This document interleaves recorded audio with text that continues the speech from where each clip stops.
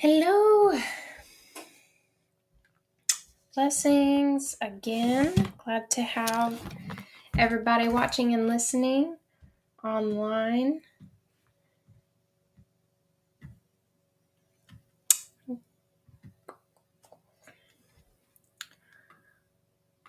So I left off in chapter 12 last week, and I'm going to be picking up in chapter 13.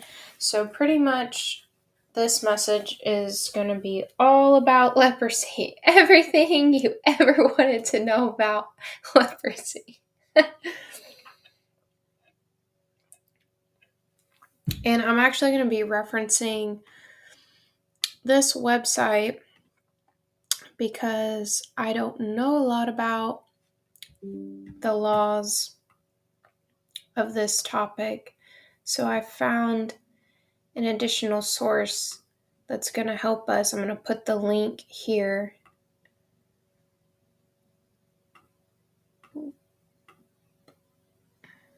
So that is the link at the bottom. Maybe I can make it into a QR code. That might be the easiest thing to do. Yeah. Okay, so I'm going to pray and then jump right in. Lord, I thank you that you rule and you reign. I thank you that you're sovereign and that you are in control. I thank you that your word is what stands and what surpasses all other voices and words. Your word has power and is living and active, sharper than any two-edged sword, able to judge and divide as deep as bone and marrow. Nothing is hidden from you, and you are able to know the thoughts and intentions of the hearts of man. And that is what you look at. You look at the inner part of man, not the outward appearance. Lord, I thank you for your word. I thank you for the ability to read your word. Holy Spirit, I pray that you do whatever you want to do. And blessed be the name of the Lord Jesus. Above all, may you get all honor and glory and praise forever and ever. Amen. Okay. So,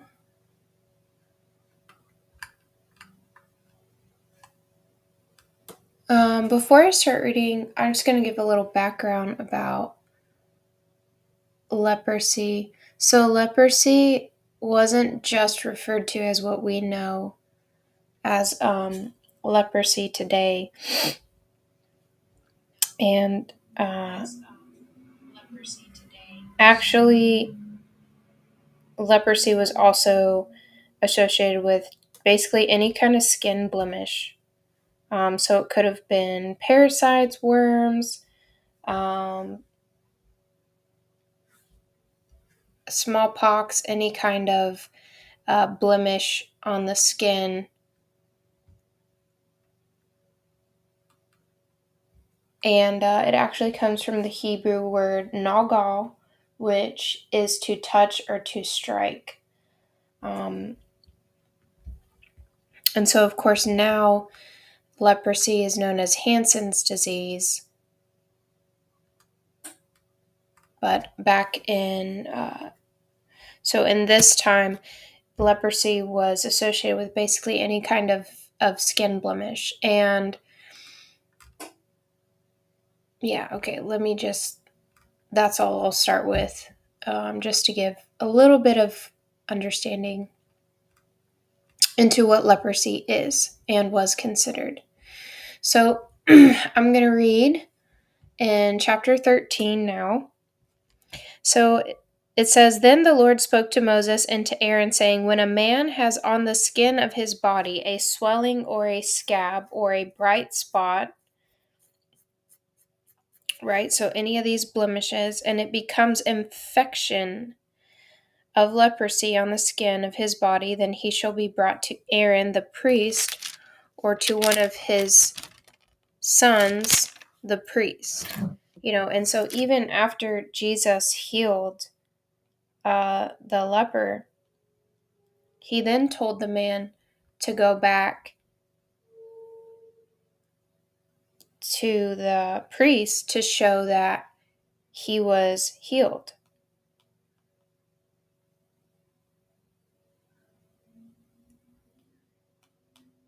which Jesus did that for more than just to follow the law. But anyhow, it was the priest's responsibility to uh, to assess and look over and describe what and assign, what was the diagnosis. And so they were kind of the health control, the first kind of public health officer, so to speak. And it was their responsibility to uh, see if it was leprosy or if they were clean or unclean. And so that's what this is all going to start going into. Verse 3, and the priest shall look at the mark on the skin of the body and in the hair in the infection. If the hair in the infection has turned white and the infection appears to be deeper than the skin of his body. So what is he saying there? He's saying if it's not just surface level and it looks like it is deeper than just on top of the skin. So if it is subdermal, right?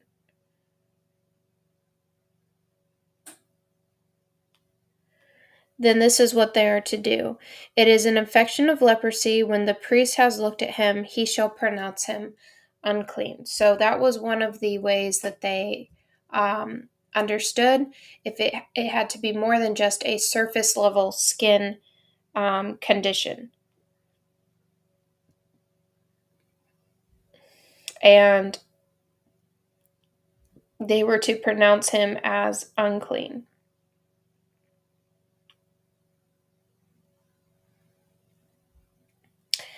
But if the bright spot is white on the skin of his body, and it does not appear to be deeper than the skin, and the hair on it has not turned white. So the hair also had to turn white. Now that is interesting. That would definitely be a distinguishing attribute. Then the priest shall isolate him who has the infection for 7 days. So he's not called unclean, but he still does have to be isolated. And so this shows the supreme sovereign authority and wisdom of God, because this kind of infection disease control, as far as like isolating people who had the condition, this didn't even exist for hundreds of years later. So this was all to prove that this literally was of God. And that is the only reason that they knew how to even do this, was because this was God's instructions to them. Because mankind hadn't come up with this. Okay, and the priest shall look at him on the 7th day, and if in his eyes the infection has not changed, and the infection has not spread on the skin, then the priest shall isolate him for 7 more days. So they took this very seriously, you can see. So 7 days he has to isolate if it's not deeper than the skin to see if it spreads. If it doesn't spread, then they just have him isolate for 7 more days, kind of just to be on the safe side. Just to make sure. So, I mean, what you'll see in this is you'll see that they actually want to make sure that they're taking care of the individual who may or may not have leprosy. And they also want to take care of the public.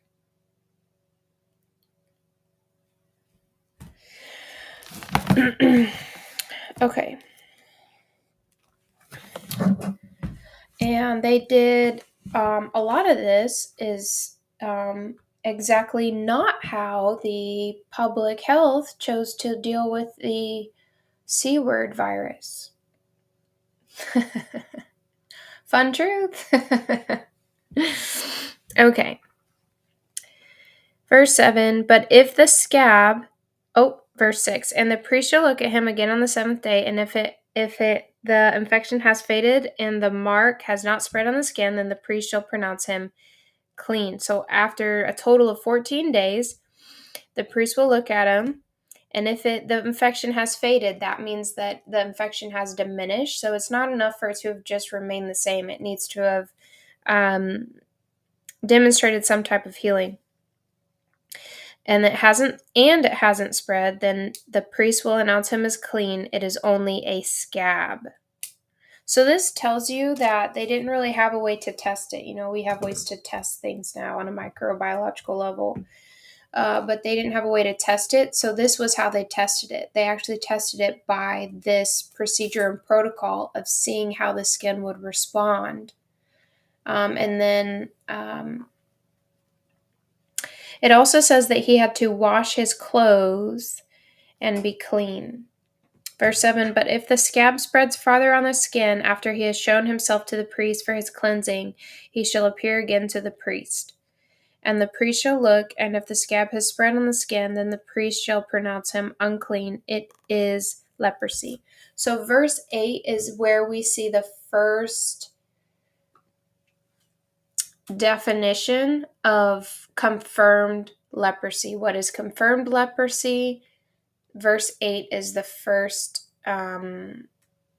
example of that.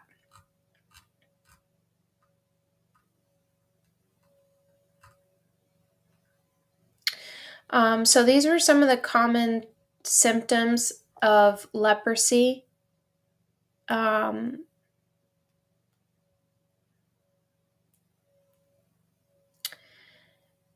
It grows very slowly, and it usually numbs the senses. It can cause decay and deformity, and it's usually painless in its first stages.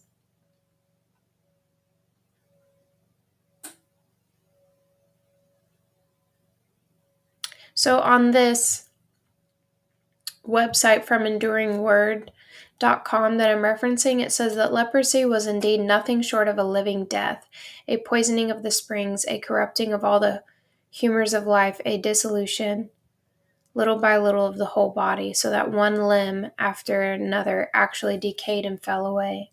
Wow.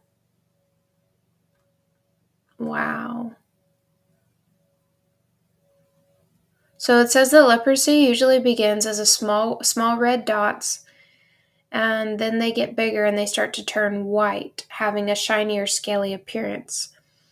Soon the spots spread all over the body and the hair begins to fall out, first from the head, then even the eyebrows.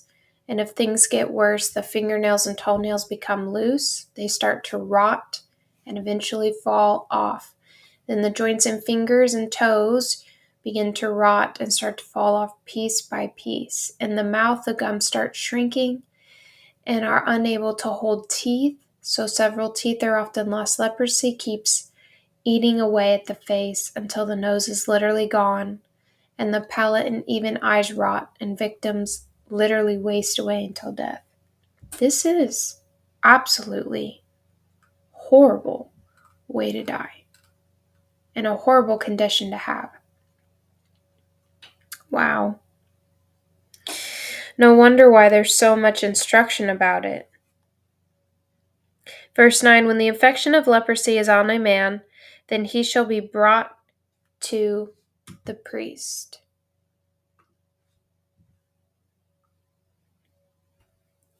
The priest shall then look, and if there is a white swelling on the skin, and it has turned the hair white, and there is quick raw flesh in the swelling, it is a chronic leprosy on the skin of his body, and the priest shall pronounce him unclean. So this is interesting. They're able to tell what is a chronic condition versus an acute condition. He shall not isolate him, for he is unclean.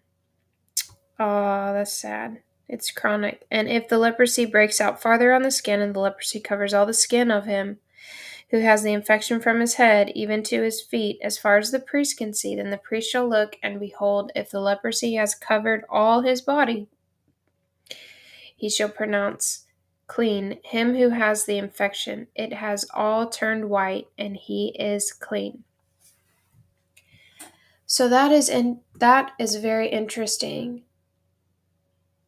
So this says that this is counterintuitive, but apparently dealing with ancient skin disease, this stage of the disease gave hope for recovery. Whoa. So apparently, if you had leprosy and you got to the point where your whole body was actually covered in the condition, there was hope for you to recover, to come back and be healed. Wow. So that makes me think of Guillain-Barré syndrome.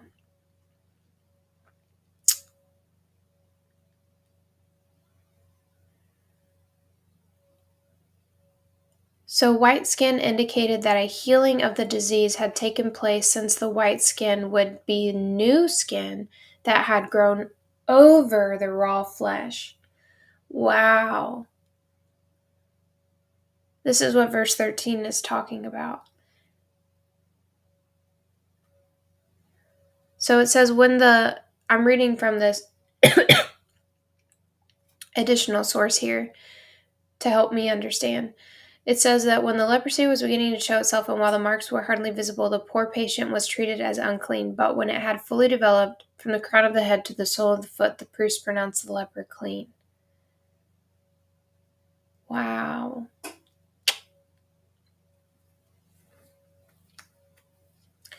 I'm going to read this. As long as we palliate and excuse our sins and dream that there is much in us which is noble and lovely, we are not fit subjects for God's saving grace. Amen. We must confess that from the crown of our head to the sole of our feet, we are full of need and sin. Then we are nearest to Christ and in a fit condition to be richly blessed and made the channel of blessings to others. Amen. Verse 14, but whenever raw flesh appears on him, he shall be unclean. So we have two ways that they can be clean. Either the disease has taken its full course, prognosis, and taken over the whole body, and now the whole body is actually turned white. And so they are clean. Or they have been isolated for 14 days and the white spot has diminished, has not grown, and the hair has not remained white, then they are clean. Verse 17, and the priest shall look at him, or 16, or if the raw flesh turns again and is changed to white, then he shall come to the priest. And the priest shall look at him, and behold, if the infection has turned to white, then the priest shall pronounce clean him who has the infection, he is clean.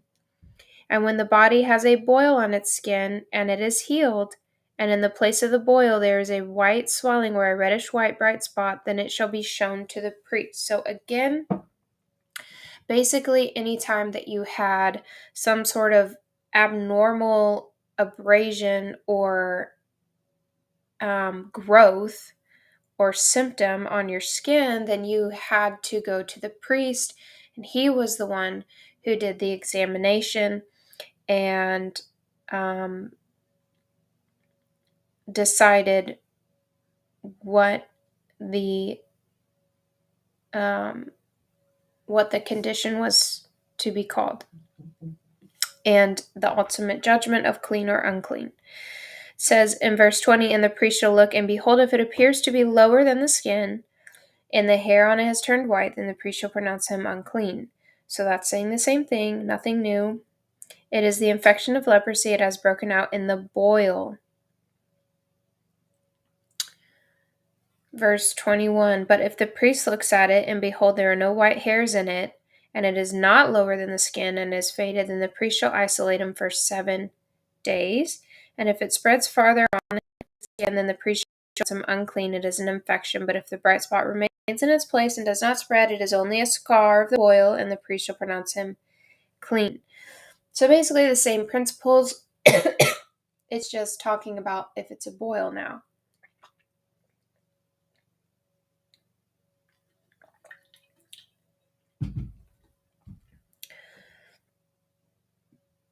But if the bright spot remains... Okay, I just read that. Verse 24, or if the body sustains in its skin a burn by fire, and the raw flesh of the burn becomes a bright spot, reddish white or white, and the priest shall look at it, and if the hair on the bright spot has turned white, and it appears to be deeper than the skin, it is leprosy. It has broken out in the burn. Therefore the priest shall pronounce him unclean. It is an infection of leprosy. But if the priest looks at it and indeed there is no white hair, okay, so this is saying the same thing. I'm going to kind of skip over here a little bit. So I'm going to start in 28. It says, but if the bright spot remains in its place and has not spread on the skin, but is dim, it is the swelling from the burn, and the priest shall pronounce him clean, for it is only a scar. So basically they're just talking about different applications, like how different ways that the white spot came about. So it could come about by a boil or a burn so far, but the procedure and the protocol is still the same. So far, nothing has changed to determine if it is leprosy and if they are clean or unclean, and the whole process for that. Verse 29, now if a man or woman has an infection on the head or on the beard,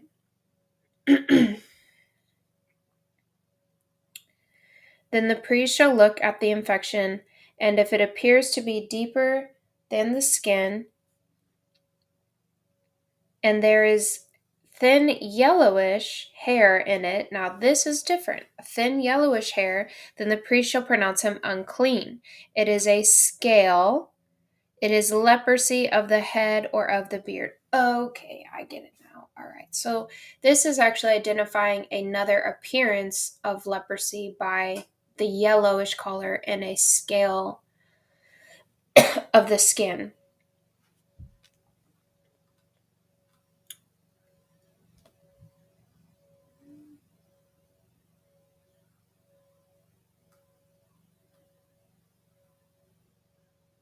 Okay, so on this website it says the word here for scale literally means a tearing off, something so annoying that the person who has it cannot keep his hands off of it. Oh, so, well, that would make you think that it would be itchy, yeah, right?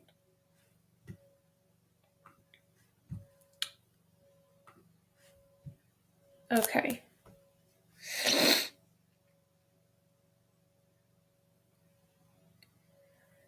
So verse 31, but if the priest looks at the infection of the scale, and indeed it appears to be no deeper than the skin, and there is no black hair in it, then the priest shall isolate the person with the scaly infection for 7 days. And on the 7th day the priest shall look at the infection, and if the scale is not spread, and no yellowish hair has grown in it, and the appearance of the scale is no deeper than the skin, then he shall shave himself, but he shall not shave the scale. And the priest shall isolate the person with the scale 7 more days.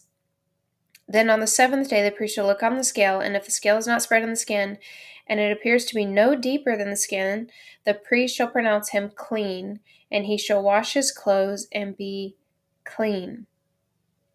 So this example is a little different. So this is the first variation here. But if the scale spreads farther in the skin after his cleansing, then the priest shall look at him, and if the scale has spread in the skin, the priest need not seek for the yellowish hair. He is unclean. I mean, that's just kind of saying like common sense. Obviously, you can see that it is spread, so he's unclean. Verse 37, if in his sight the scale has remained, however, and black hair has grown in it, the scale has healed, he is clean. So this is saying that even if there's black hair in it, If the scale has remained, then he is healed, and the scale is healed, then he's clean. And the priest shall pronounce him clean.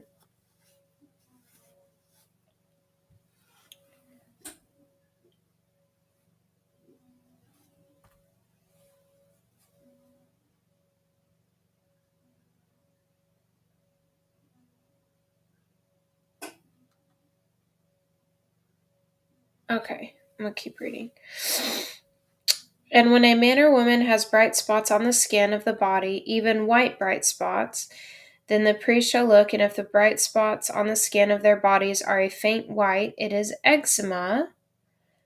Now, this is just absolutely incredible to have this kind of knowledge about skin conditions and infections and diseases this early in human history. Fascinating. Oh, come on. It is eczema that has broken out on the skin. He is clean. Now, if a man loses the hair of his head, he is bald. He is clean. But I mean, really, it was a condition that was also associated with leprosy, the losing of the hair, and they did already just say that it usually starts from the head. So they just had to clarify, hey, if somebody's already bald, they're just bald. He's fine. But if on the bald head or the bald forehead there occurs a reddish-white infection, it is leprosy breaking out on his bald head or on his bald forehead. Then the priest shall look at him, and if the swelling of the infection is reddish-white on his bald head or on his bald forehead, like the appearance of leprosy in the skin of the body, he is a leprous man, he is unclean. The priest shall surely pronounce him unclean. His infection is on his head. Okay.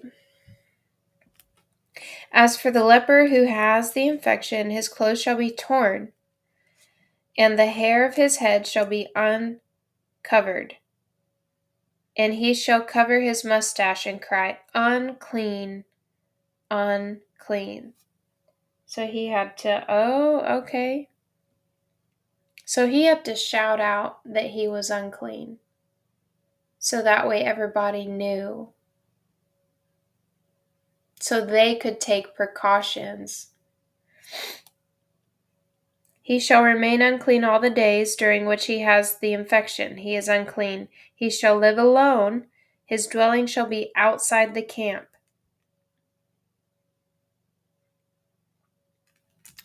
Wow.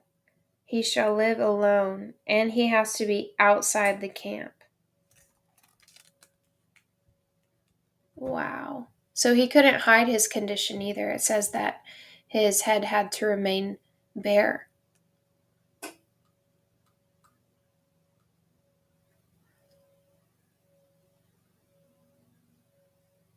So basically, they lived in a perpetual state of mourning and public disgrace since they had to shout out that they were unclean and constantly being excluded because they had to dwell outside the camp.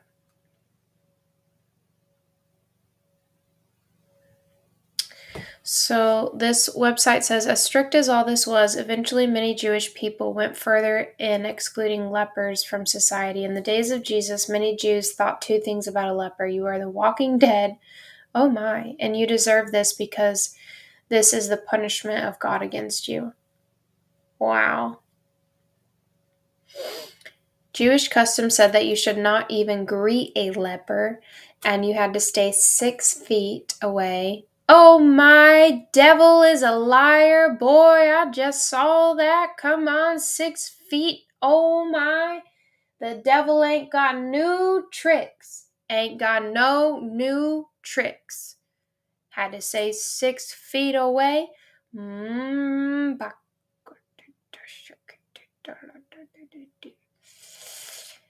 Wow. One rabbi bragged that he would not even buy an egg on a street. That's not important. Yeah. Okay, I love this. Yeah. So this says, obviously Jesus was different. He loved the lepers. He touched them and healed them when they had no hope at all. Yeah, and we see that in Matthew 8 and Luke 17 is where that story is. He shall remain unclean all the days during which he has had the infection. He is unclean. He shall live alone. His dwelling shall be outside the camp. Verse 47, when a garment has a mark of leprosy in it, whether it is a wool garment or a linen garment. Now this is different, whether in warp or woof, which this is just talking, warp or woof is talking about the way in which the material was looped and fastened together. If it's of linen or of wool, whether in leather or any article made of leather. So it's saying no matter what type of material is made in this garment, if the mark is greenish or reddish in the garment, or in the leather, or in the warp, or in the woof, or in any article of leather, it is a leprous mark and shall be shown to the priest.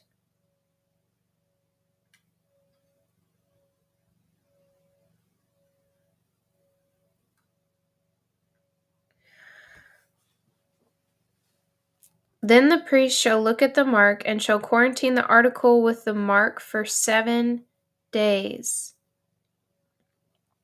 So the apparel had to be quarantined also. Very lonely. Yeah, there you go. That's right, Sydney. I'm not sure if I could say that because I don't want them taking the video down, all their restrictions. But yes, that's exactly right. Would be very lonely. And so you can associate this with, the woman with the issue of blood. She had to let people know that she was unclean.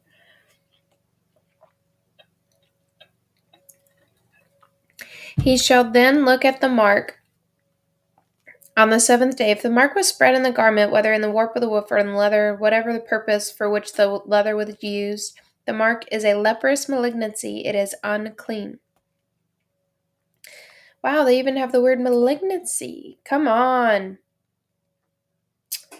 So he shall burn the garment, whether the warp or the woof, in the wool or linen, or any article of leather in which the mark occurs, for it is leprous malignancy, it shall be burned in the fire. So they lost that article. They had to burn it up. So this says the priest had to make careful determination to see if a garment might pass on a contagious disease or if it could still be used. Fabrics were presented to the priest and isolated for 7 days. If the mildew had spread after 7 days, the fabric was burned. So again, the isolation periods are continuously 7 days, and then if they are still unsure, it is another 7 days, but the time period is still 7 days. Verse 53, if the priest shall look, and indeed the mark has not spread in the garment, then the priest shall order them to wash the thing in which the mark occurs, and he shall quarantine it for 7 more days. So he has to wash the garment, and then he has to still quarantine the garment, leave it by itself somewhere for another 7 days. After the article with the mark has been washed, the priest shall again look, and if the mark has not changed its appearance, even though the mark has not spread, it is unclean. You shall burn it in the fire. Whether in eating away has produced barrenness on the top or on the front of it. Then the priest shall look, and if the mark is faded, after it has been washed, he shall tear it out of the garment or out of the leather, and if it appears again in the garment, whether in the warp or the woof or in any article of leather, it is an outbreak. The article with the mark shall be burned in the fire. So if they saw it again, then they could remove just that specific area of the garment. They could cut it out, and then if it still showed up on the garment after cutting out the area that contained the infection, then they had to burn it. They still had to burn it. Oh, and the garment, whether warp or woof, or any article of leather from which the mark has departed, when you washed it, it shall then be washed a second time and shall be clean. So you had to wash it twice. Verse 59, this is the law for the mark of leprosy in a garment of wool or linen, whether in the warp or in the woof, or in any article of leather, for pronouncing it clean or unclean. Okay, so far we have an understanding of leprosy on the skin, if it comes through a burn or a boil, or if it's on their beard. And we also have an understanding of the protocol for if it is found on any article of clothing. And so that is all of chapter 13. But basically, like, the protocol was you isolate for 7 days, and then you go back to the priest so he can examine you again. And if you're found clean, then you have to isolate for another 7 days, and then go back and be examined, and then you will be pronounced clean, and you don't have to isolate anymore. So usually the whole process was a term of 14 days.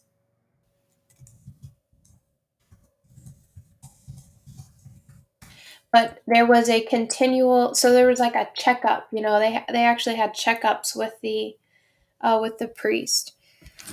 So it wasn't just a one and done. Which that's what we have now. We have checkups. You go to a follow-up appointment.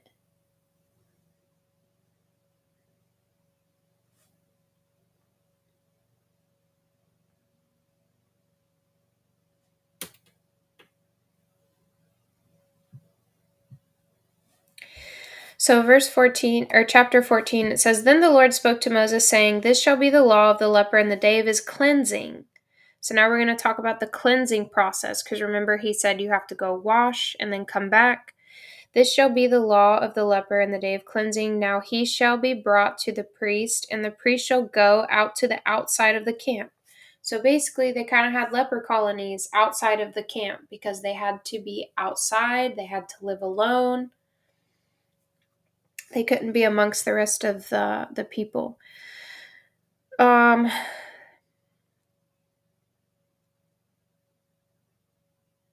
Okay, so thus the priest shall look, and if the infection of leprosy has been healed in the leper, then the priest shall give orders to take 2 live clean birds and cedar wood and a scarlet string and hyssop for the one who is to be cleansed. Verse 5, the priest shall also give orders to slay the one bird in an earthenware vessel over running water.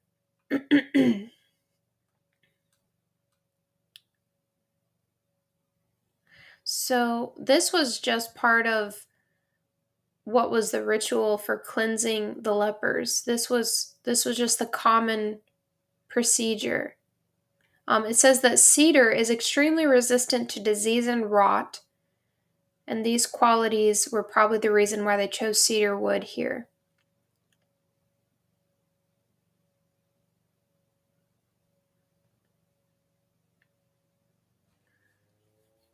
Hyssop were used for the sprinkling of blood. Oh, yeah, that makes sense.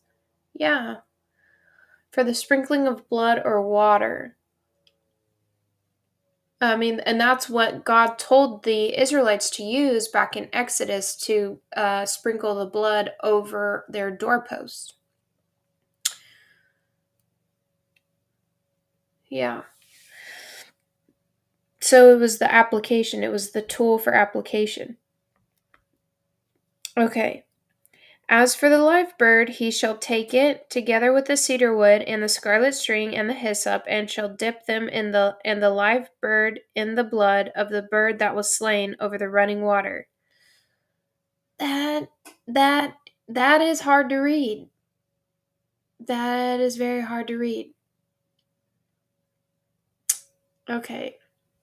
So you have the first bird that's killed in an earthenware vessel over running water, And then the blood of that sacrificed bird was then to be put over the live bird. So the running water is meant to resemble living water.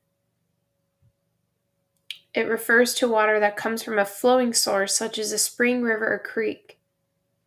It was thought to be pure, fresh water.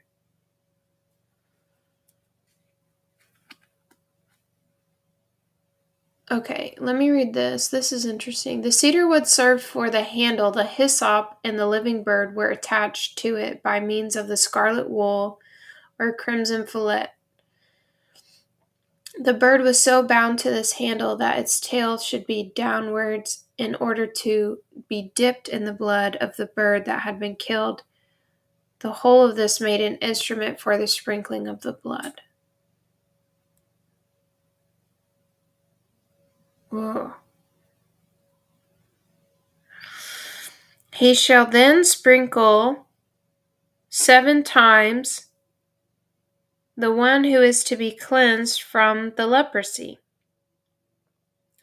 and shall pronounce him clean, and shall let the live bird go free over the open field. The one to be cleansed shall then wash his clothes, and shave off all his hair, and bathe in the water, and be clean. Now I believe that this was also, the Israelites were not to intermarry. God made that very clear. But if they did, they had to shave the woman bald if she wanted to be, if one of the captive women, during a battle, and she wanted to be married to an Israelite man, and the Israelite man wanted to take one of them for his bride, then they had to shave the woman bald, and it had to, for a certain amount of time. I don't remember how long the duration was, but that's interesting because you see the same thing here. Now afterward he may enter the camp, but he shall stay outside his tent for 7 days. That's embarrassing, guys. I mean, yikes. That's embarrassing. So basically, you're like, you're bald. You shaved off all your hair, and now you have to be seen that way within the camp, but you can't go in. You have to stay outside your tent. And it will be on the 7th day that he shall shave off all his hair. He shall shave off his head and his beard and his eyebrows. Oh my, even all his hair. So all means all. He shall then wash his clothes and bathe his body in water and be clean. Now on the 8th day he is to take 2 male lambs without defect, and a yearling ewe lamb without defect, and 3/10 of an ephah of fine flour mixed with oil for a grain offering, and 1 log of oil. And the priest who pronounces him clean shall present the man to be cleansed and the aforesaid before the Lord at the doorway of the tent of meeting.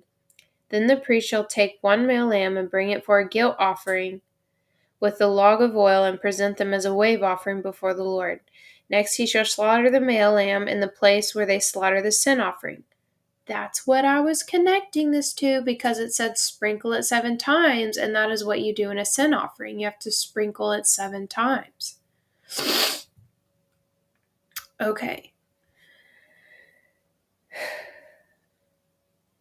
And the burnt offering at the place of the sanctuary for the guilt offering, like the sin offering, belongs to the priest. It is most holy. Verse 14, the priest shall then take some of the blood of the guilt offering, and the priest shall put it on the lobe of the right ear of the one to be cleansed, and on the thumb of his right hand, and on the big toe of his right foot.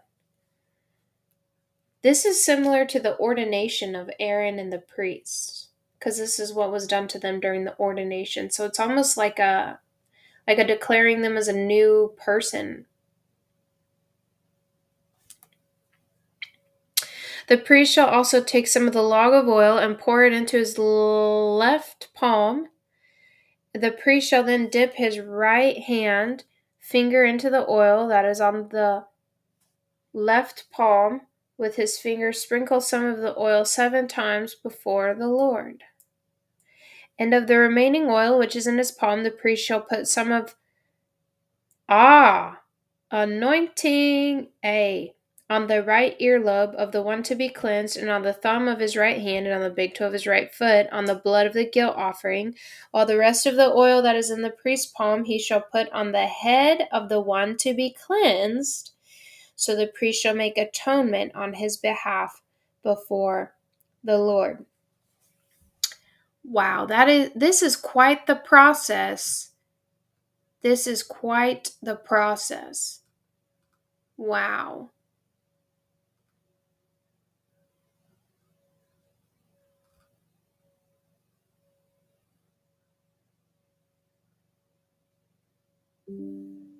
So in this article, it says that the blood on the right ear said, this one should hear God first. The blood on the right thumb said, this one should put his hand to do God's will first. And the blood on the big toe of the right foot said, this one shall follow God's path first. That's beautiful.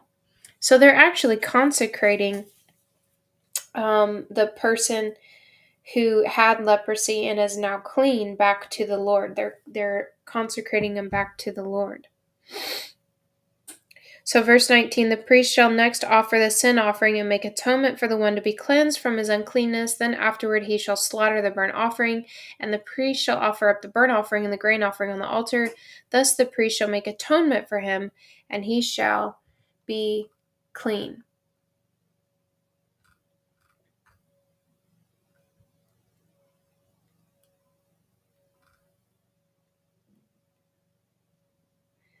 Verse 21, but if he is poor and his means are insufficient, then he is to take 1 male lamb for a guilt offering as a wave offering to make atonement for him, 1/10 of an ephah of fine flour mixed with oil for a grain offering, and a log of oil, and 2 turtle doves or 2 young pigeons, which are within his means. The one shall be a sin offering, and the other a burnt offering. So again, we see that God wants this to be accessible for everybody, no matter how much you have or don't have.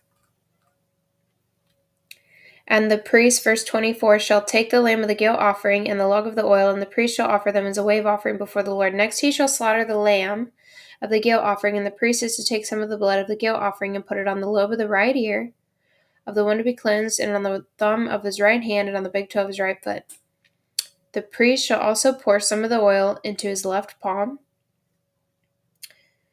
Okay, so this is the same thing again.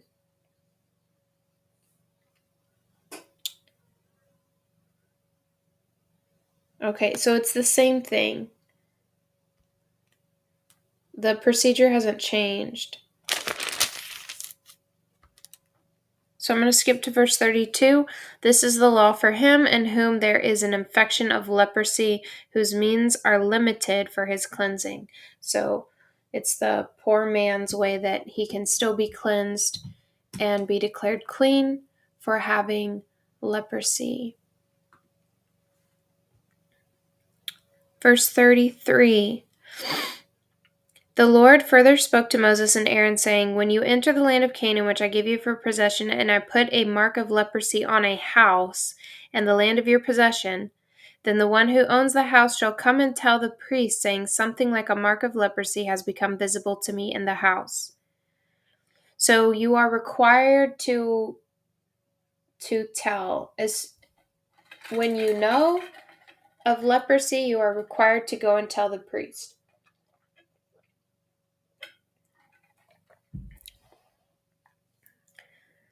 The priest shall then order that they empty the house before the priest goes in to look at the mark, so that everything in the house need not become unclean. And afterward the priest shall go in to look at the house, so he shall look at the mark, and if the mark on the walls of the house has greenish or reddish depressions and appears deeper than the surface, then the priest shall come out of the house to the doorway and quarantine the house for 7 days. And the priest shall return on the 7th day and make an inspection. If the mark has indeed spread to the walls of the house, and the priest shall order them to tear out the stones with the mark in them and throw them away at an unclean place outside the city. So after 7 days, if the infection had not diminished, then they had to take parts of the house that had that mark on them, and they had to get rid of them outside the camp in an unclean place. Then the priest shall, and he shall have the house scraped all around inside, and they shall dump the plaster that they scrape off at an unclean place outside the city. Then they shall take the other stones and replace those stones, and he shall take other plaster and replace the plaster. Verse 43, if, however, the mark breaks out again in the house after he has torn out the stones and scraped the house, and after it has been replastered, then the priest shall come in and make an inspection. If he sees that the mark has indeed spread in the house, it is a malignant mark in the house, it is unclean. He shall therefore tear down the house, its stones and its timbers, and all the plaster of its house, and shall take them outside the city to an unclean place. Wow. So you would lose your home. Moreover, whoever goes into the house during the time that he has quarantined it becomes unclean until evening. Oh! And so this is why you had to make it known, so that way it wouldn't spread, that it was unclean, so people don't go in and out.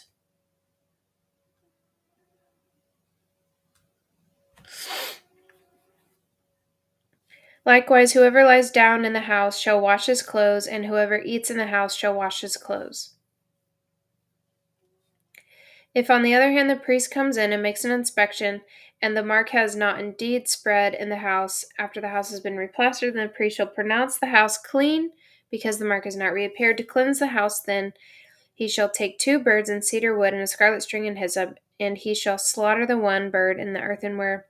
Okay, so this is the same procedure again for the cleansing. Verse 54, this is the law for any mark of leprosy, even for a scale, and for the leper's garment or house, and for a swelling or for a scab in a bright spot, to teach when they are unclean, and when they are clean. This is the law of leprosy. Okay. Well, that wasn't as bad as I thought.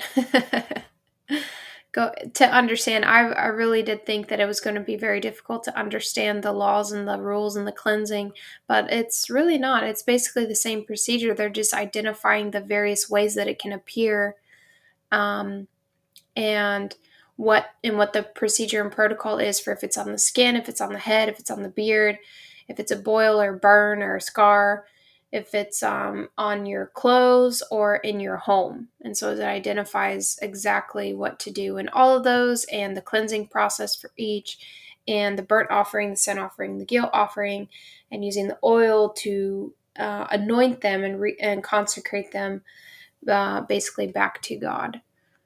So, yeah, that, I think I'm going to actually just stop there with the leprosy, and then I'll pick back up in chapter 15 later. All right. Well, I love y'all. Be blessed, and I'll catch you again on the next one.